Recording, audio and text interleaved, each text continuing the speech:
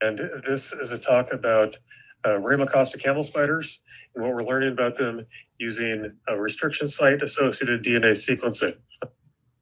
Okay, so this project began really in 2015 when our team published a phylogeny, it was led by Paula, a phylogeny with using 4 genes to understand Solifugae family Eremobatidae, which is distributed in North America.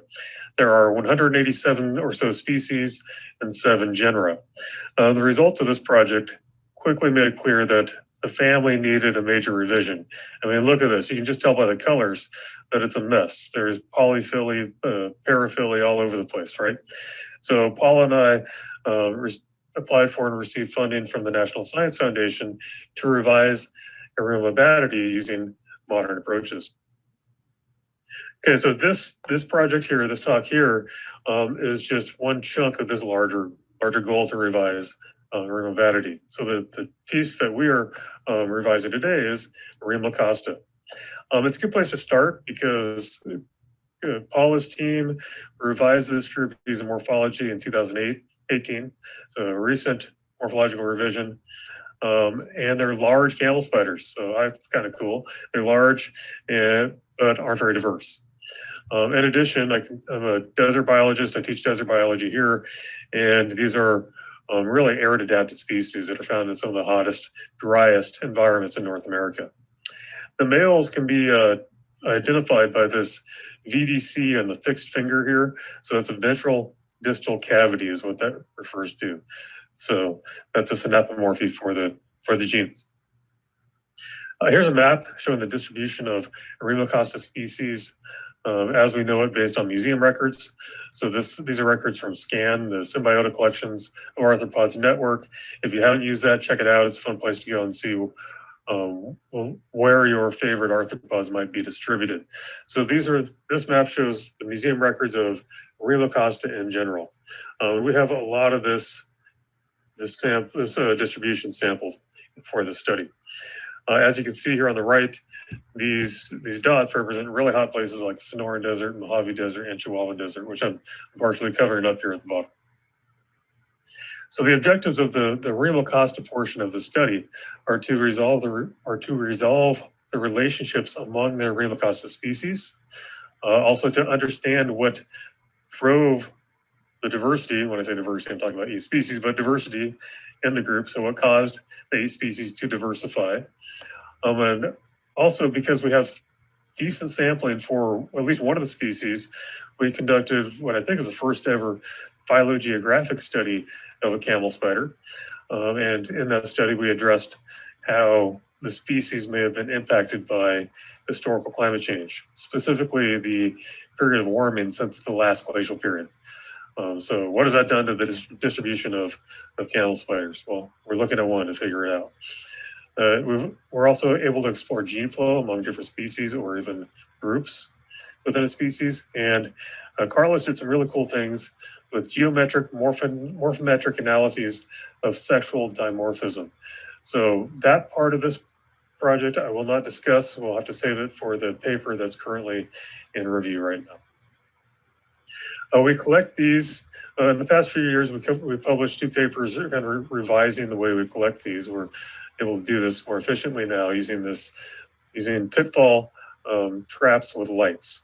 So here I am with the goofy hat on, and there's Carlos with the blue shirt and a hat to the right of me. And we have students around us helping us set up one of these pitfall traps. I wish I could zoom forward, but I can't, to just show you how dry and rugged this area is. This is Aspen Canyon, which people often refer to as the Grand Canyon of the Mojave. It's a cool place and a good place for desert arachnids. So what we do is we set these up, flip the light on at night, which we hang above the traps, come back in the morning, and hopefully there will be camel spiders and other arachnids in the propylene glycol in the cups. So using this approach, as well as lots of previous specimens that had been collected that were already in museum collections, we were able to sample the distribution like this. So we have Bahaensis, represented by the orange circles, Calixicensis, which are the green stars. Formidabilis, which is this one down here in central Mexico, we only have one location for that one. Gygus has an asterisk because we didn't have Gygus at the time, but Paula and Erica Garcia were collecting in Mexico, and I think this specimen here, I think, is a Gygus, so maybe we'll conduct future studies and explore how Gygus is related to these others. But we couldn't at the time of this when we began this study. And the Gygosella is represented by two symbols here, and you'll see why. There's two symbols, but this is in the Big Bend of Texas, the Big Bend area of Texas, not in the Big Bend. And we have Striata, which is kind of a Sonoran species. Gets into the low and mid elevations along the flanks of the Madrian Archipelago, the Sky Islands. And then Titania, which is represented by the plus signs, purple plus signs, which is found throughout the Mojave and extreme western Sonoran Desert. So using these samples, we then perform DNA extractions, which here's Alexis doing some of those DNA extractions with Carlos in the back, laughing at her, I guess. And once we have the extractions, we performed a type of RADseq called 3-RAD, in which we used two enzymes to make cuts for adapter ligations, and then an additional enzyme to cut adapter dimers. We then sent it off for sequencing on an Illumina HiSeq at Mara Health in New Jersey, and Carlos demultiplexed and assembled these using iPyrad. He then made SNP alignments, various types of SNP alignments, both linked and unlinked SNP alignments that we used for phylogenetic and phylogeographic analysis. So 66 of the 68 individuals we sampled passed the assembly filters. Pretty good if you ask me. And we got about 5 million reads per individual, which is also, I was pleased. I mean, this hasn't been done with camel spiders before. So we got a lot of data using this stick. Here is a phylogeny, a maximum likelihood phylogeny we can run through real quick based on about 500,000 sites. And you see at the base, so sister to all the other individuals is Gygosella here. But there's also a Gygosella that's not with those 5 individuals. So it's actually sister to Striata. So Gygosella, we're thinking, represents more than one species. I think this actually, the older lineage probably represents the new species, but they're found in different habitats that were geographically proximate. Moving down the tree, we have Striata, which is supported with 100% bootstrap support. Bahaensis also strongly supported. Calicensis strongly supported. Titania strongly supported. There's strong support for all these nodes along the tree. Isn't that cool? I mean, with Sanger sequencing, we didn't get this kind of support at deeper nodes, or a lot of our nodes, and now we just get resolved phylogenies. It's amazing. But what stood out here is that Formidabilis came out as sister with 100% support to Titania.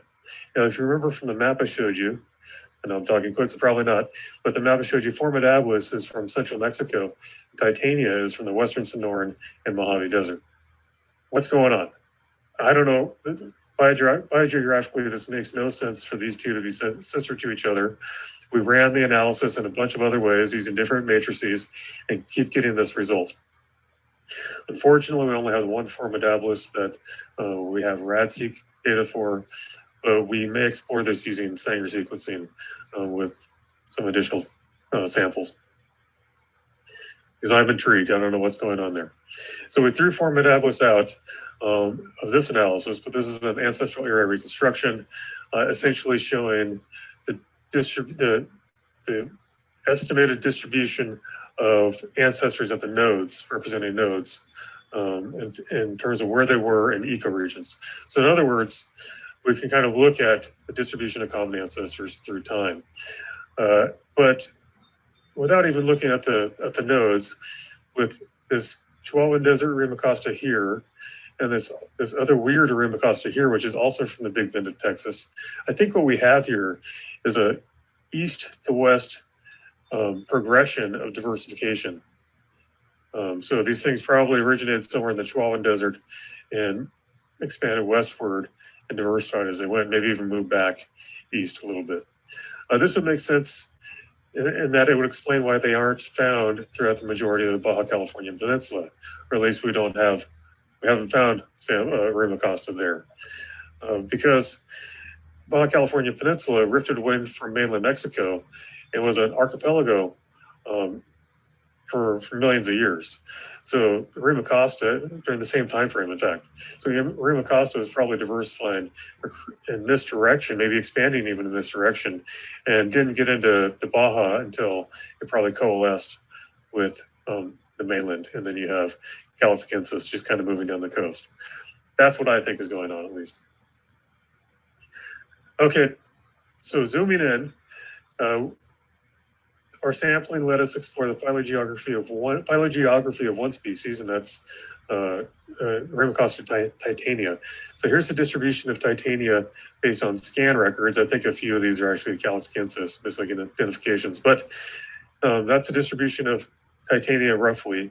And the green circles on this one, in this middle map, the green circles in the middle map represent where we sampled them.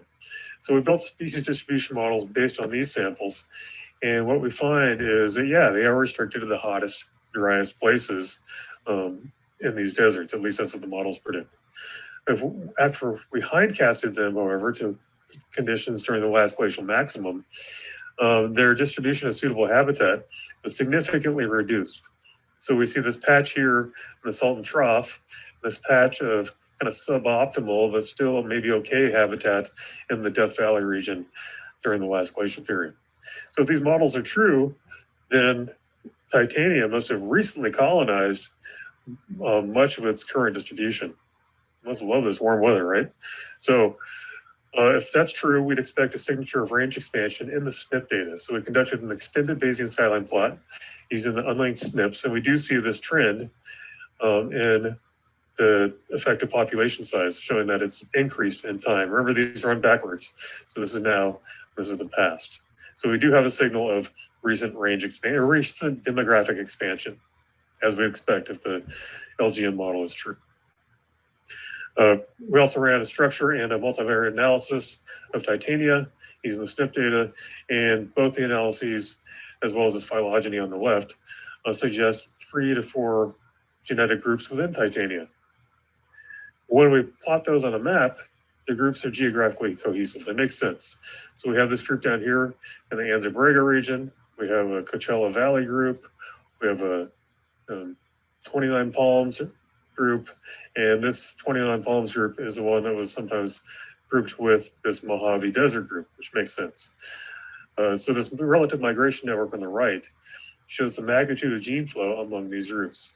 And interestingly, we have this thick line here, right, showing high levels of gene flow between group 4 and 1. So that means gene flow is occurring between this Anza Borrego group and the Mojave Desert group. Well, that's kind of weird. They're the furthest apart. You'd expect it to be maybe between the Mojave and the Coachella Valley group. What I think is actually going on, though, is that there are maybe connections to the east in areas that we haven't sampled yet. So more hypotheses to test. So in summary, SNPs have been useful in both phylogenetic and phylogeographic scales.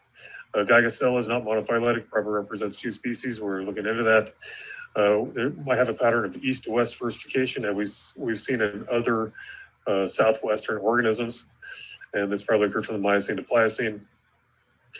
Titania was impacted by glacial climates. At least we have evidence supporting the species distribution models indicate a recent range expansion. And it also represents, the species also represents 3 to 4 geographically cohesive group.